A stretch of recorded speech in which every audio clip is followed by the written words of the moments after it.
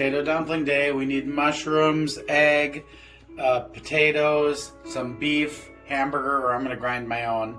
And I want to have some cottage cheese on top, so I'm going to make cottage cheese with the milk and vinegar. And onions, of course, too. Okay, first thing, make some cheese, cottage cheese. A little bit of milk, and put it on a low heat. While that's starting, I'm going to peel some potatoes.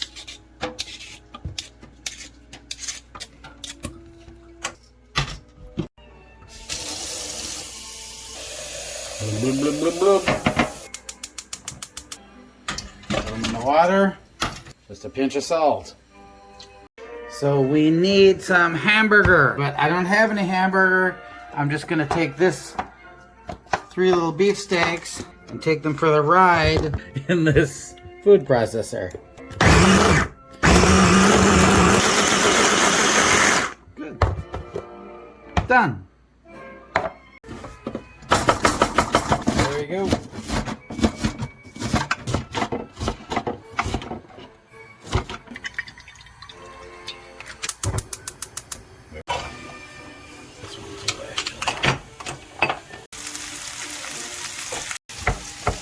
Cut up these mushrooms and I'll add them to the onions and then I'll add the meat. That's pretty good, huh?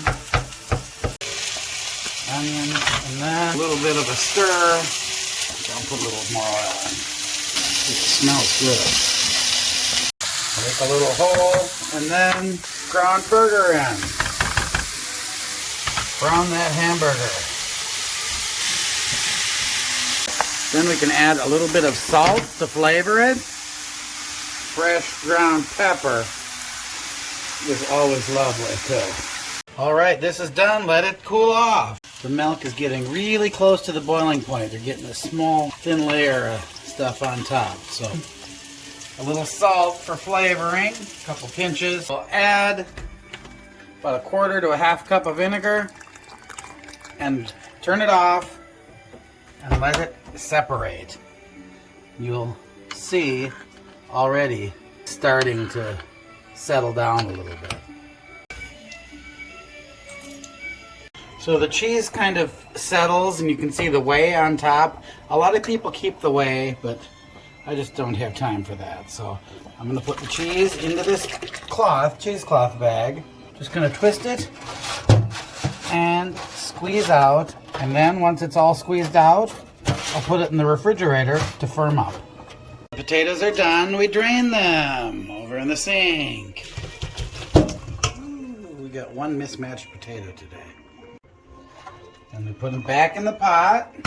And we can start to mash them up all around. Make sure they're broken up really well. Then we can add a little bit of salt to flavor them. More fresh ground pepper. And about 1 cup of flour, because they're going to make it into something that we can fry.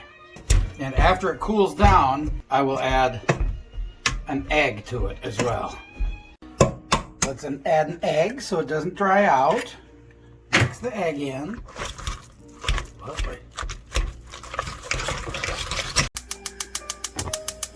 There we go. We'll turn that on. Throw a little bit of butter in because we want to fry this in butter to give it some really nice flavor. I'm going to take a little bit of this dough, make a little dough ball, a little oil or butter on your fingers. It doesn't stick so much. Take some of our meat for filling, put it in, and close it up. Is that good? It's pretty good.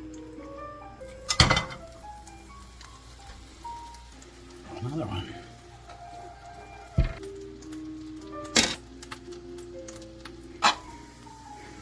Ooh, look at all the filling in that one. That's huge.